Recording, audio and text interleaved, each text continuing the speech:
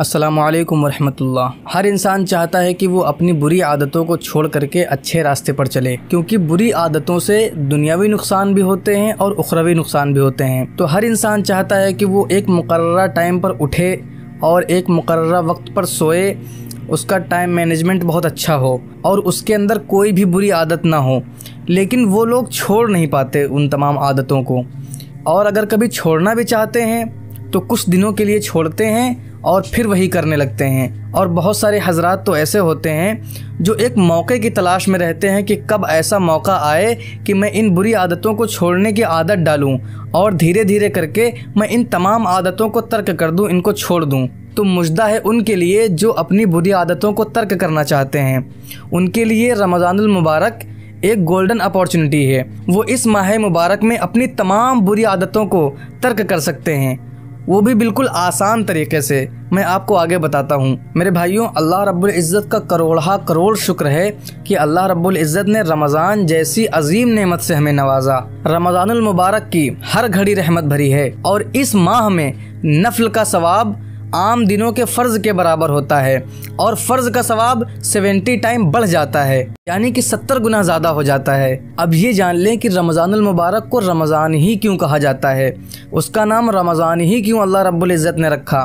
कुरान मजीद में आयत करीमा है ना कि शहरु रमज़ान अल्लज़ी उन्ज़िला फ़ीहिल कुरान, ये पूरी आयत है।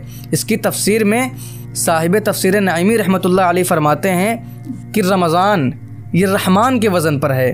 इसकी 3 तफसीर फरमाते हैं कि रमज़ान या तो रहमान के वज़न पर है और ये अल्लाह रब्बुल इज़्ज़त का नाम है, और अल्लाह ने जो शहरु रमज़ान कहा है यानी कि रमज़ान का महीना, वो अपनी तरफ मंसूब करते हुए कहा कि अल्लाह का महीना, क्योंकि इस माह में तमाम मुसलमान अल्लाह रब्बुल इज़्ज़त की इबादत करते हैं और उसी के ज़िक्र में मशगूल रहते हैं। तो अल्लाह रब्बुल इज़्ज़त ने इसे अपना महीना कहकर पुकारा है। एक वजह रमज़ान नाम रखने की तो ये, और दूसरी ये कि ये रमज़ा उनसे मुश्तक़ है। रा मीम दाद अलिफ हमज़ा, ये इससे मुश्तक़ है। इसका माना ये होता है कि धुल देने वाला, इसलिए कि जब रमज़ानुल मुबारक आता है तो गुनाहगारों के तमाम गुनाह धुल जाते हैं, इसलिए इसे रमज़ान कहा जाता है। और तीसरी वजह जो बताई वो ये कि ये रमज़ुन से मुश्तक़ है। रा मीम दाद, इसका माना होता है गर्म पत्थर। अब चूँकि ये महीना गर्मी के मौसम में आता है और इस माह में मुसलमान प्यासे रहते हैं और प्यास को, भूख को बर्दाश्त करते हैं, तो इसलिए इसको गर्म पत्थर से ताबीर किया गया है। ये तो रही रमज़ानुल मुबारक का रमज़ान ही नाम होने की वजह। अब अहादीस रसूल सल्लल्लाहु अलैहि वसल्लम मुलाहिज़ा फरमा लें। बुखारी शरीफ की हदीस नंबर 1912 है कि प्यारे आका सल्लल्लाहु अलैहि वसल्लम ने फरमाया कि 2 महीने नाकिस नहीं हैं, वो मुकम्मल महीने हैं, और उन 2 महीनों से मुराद रमज़ानुल मुबारक और ज़िलहिज्जा का महीना है। और एक हदीस पाक का मफ़हूम है कि जिब्रील अलैहिस्सलातु वस्सलाम नबी करीम सल्लल्लाहु अलैहि वसल्लम के पास हाजिर हुए और कहा कि उन लोगों की नाक खाक आलूद हो जाए। ये अरब में कहा जाता है। इसका मतलब ये होता है कि उनके लिए हलाकत है, उनके लिए बर्बादी है, जो रमज़ान को पाएँ और अपनी बख्शिश न करवा सकें। या अल्लाह, इसका क्या मतलब है? ऐसा क्यों कहा गया कि जो रमज़ान को पाए और अपनी बख्शिश न करवा सके उसके लिए हलाकत और बर्बादी है? ऐसा क्यों कहा गया? आप हज़रात ज़रा इंतज़ार करें, मैं आपको अगली हदीस सुना करके मैं इसका मतलब समझाना चाहता हूँ।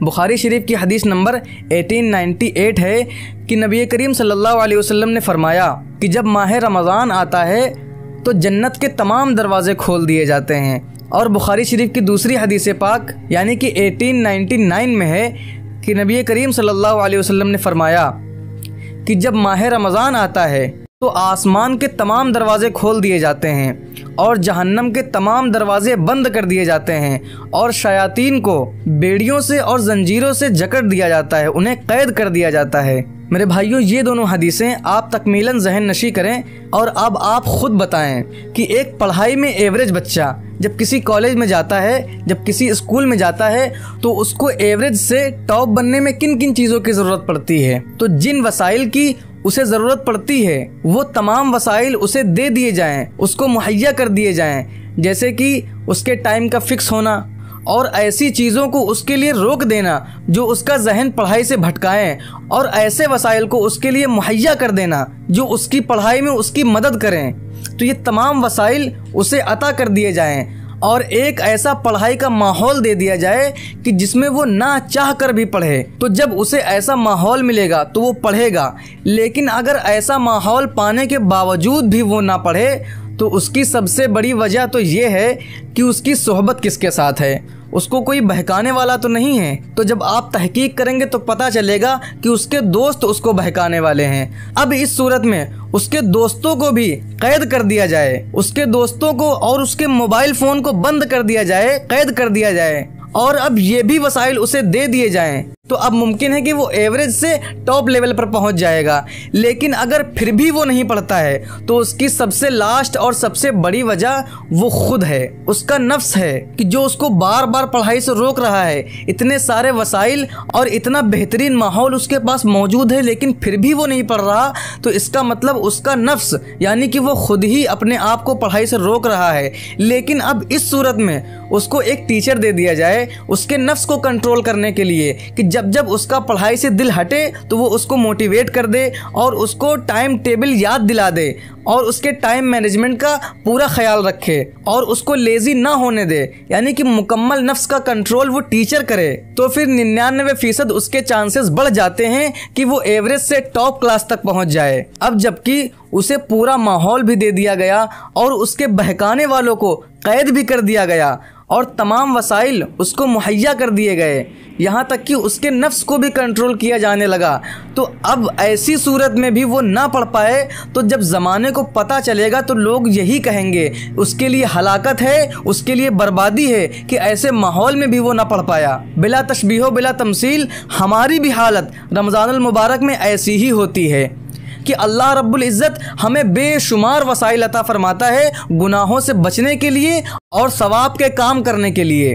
मैंने आपसे पहले कहा था कि वो दोनों हदीसें ज़रूर याद रखें। देखिए अल्लाह किस तरह हमें वसाइल अता करता है। पहली हदीस शरीफ क्या थी कि आका करीम सल्लल्लाहु अलैहि वसल्लम ने फरमाया कि जब माह रमज़ान आता है तो जन्नत के तमाम दरवाजे खोल दिए जाते हैं। इससे मुराद ये है कि जो जन्नत में जाने वाले आमाल होते हैं उनका करना उस बंदे के लिए आसान हो जाता है। और दूसरी हदीस शरीफ जो मैंने बयान की थी उसमें यह है कि आका करीम सल्लल्लाहु अलैहि वसल्लम ने फरमाया कि जब माह रमज़ान आता है तो आसमान के तमाम दरवाजे खोल दिए जाते हैं और जहन्नम का दरवाज़ा बंद कर दिया जाता है। तो आसमान के तमाम दरवाजे खोल दिए जाते हैं और आसमान के दरवाज़ों में हर दरवाज़ा अलग अलग अहमियत का हामिल है। उनमें से कोई दरवाज़ा अल्लाह की रहमत का है तो कोई दरवाज़ा अल्लाह से बख्शिश तलब करने का है तो कोई दरवाज़ा बीमारियों से शिफा का है। तो इस तरह हर दरवाजे की अलग अलग खासियत हैं। तो अल्लाह रब्बुल इज़्ज़त रमज़ानुल मुबारक में ये वसाइल भी हमें अता कर देता है कि हमें कोई तकलीफ़ छू ना सके। और आगे उस हदीस मुबारका में है कि अल्लाह रब्बुल इज़्ज़त जहन्नम के तमाम दरवाज़ों को बंद कर देता है। इससे मुराद ये है कि जहन्नम में जाने वाले जो आमाल हैं उनका करना हमारे लिए मुश्किल हो जाता है, हमारे लिए दुश्वार हो जाता है। ये भी वसीला अल्लाह ने अता किया। कितना बेहतरीन माहौल हमें अल्लाह अता कर रहा है। अब इस माहौल में भी अगर हम गुनाहों से न बच पाए और आमाले सालिहा न कर पाए तो इसके पीछे एक वजह यह होती है कि हमें कोई बहकाने वाला है, हमें कोई सीधी राह से नीचे उतारने वाला है और वो सिर्फ और सिर्फ शैतान हो सकता है। तो अल्लाह रब्बुल इज़्ज़त रमज़ानुल मुबारक में उसे भी कैद कर देता है, जंजीरों से और बेड़ियों से बांध देता है। अब तो हमारे पास कोई बहकाने वाला है नहीं, तो अल्लाह ने एक बेहतरीन नेकी का माहौल अता किया और फिर बहकाने वाले को भी कैद कर दिया। अब ऐसे माहौल में भी अगर हम अल्लाह के करीब ना हुए और आमाले सालिहा ना किए और गुनाह करते रहे तो इसकी सबसे बड़ी वजह जो होती है वो हम खुद होते हैं, वो हमारा नफ्स होता है। लेकिन अल्लाह रब्बुल इज़्ज़त ने हमारे नफ्स की इस्लाह के लिए भी कई वसाइल अता किए हैं, जैसे कि सुबह जल्दी उठना और सुबह ही अल्लाह का जिक्र करना और फिर ज़ोहर की नमाज़ पढ़ना और दिन भर भूखे रहना। रिसर्चर्स और डॉक्टर्स का कहना है कि जिस शख्स को अपने नफ्स पर कंट्रोल चाहिए तो वो भूखा रहे। तो अल्लाह रब्बुल इज़्ज़त ने हमें हमारे नफ्स को कंट्रोल करने के लिए बेहतरीन भूखा रहने का ज़रिया यानी कि रोज़ा अता किया और फिर अपने नफ्स को कंट्रोल करने के लिए और बहुत सारी इबादत यानी कि रात में कुरान मजीद सुनना, जो कि हम तरावी की शक्ल में सुनते हैं, ये सब हमको रिलैक्स फील करवाती हैं और हमारे नफ्स को तरोताज़ा रखती हैं और गुनाह से बचाती हैं। तो हमारे पास हमें अपने नफ्स को कंट्रोल करने के लिए कई टीचर्स और कई वसाइल मौजूद हैं। तो अब हमारे पास कोई ऐसा रास्ता नहीं है कि जिस रास्ते का बहाना बनाकर हम नेकी से दूर हो जाएं और गुनाह की तरफ राग़िब हो जाएं। लेकिन फिर भी बाय चांस अगर कोई शख्स इन तमाम वसाइल की मौजूदगी में और बहकाने वाले के कैद होने के बाद और अपने नफ्स पर कंट्रोल के वसाइल मौजूद होने के बावजूद भी गुनाह करे, तो हदीस मुबारका ये कहती है कि उसके लिए हलाकत है, उसके लिए बर्बादी है, उसकी नाक खाक आलूद हो जाए। और अल्लाह के रसूल सल्लल्लाहु अलैहि वसल्लम ने जिब्रील अमीन की इस दुआ पर आमीन कहा है। तो देखें कि जिस दुआ पर अल्लाह के रसूल आमीन कह दें, वो दुआ तो लाजिमन कबूल होके ही रहेगी। तो मेरे भाइयों, अपनी बुरी आदतों को छोड़ने का और अल्लाह की तरफ राग़िब होने का और दुनिया और आखिरत में कामयाब होने का एक बेहतरीन ज़रिया, एक बेहतरीन वसीला हमें अल्लाह ने अता किया है, जो कि रमज़ान की शक्ल में हमें कुछ ही दिनों के बाद नज़र आने वाला है।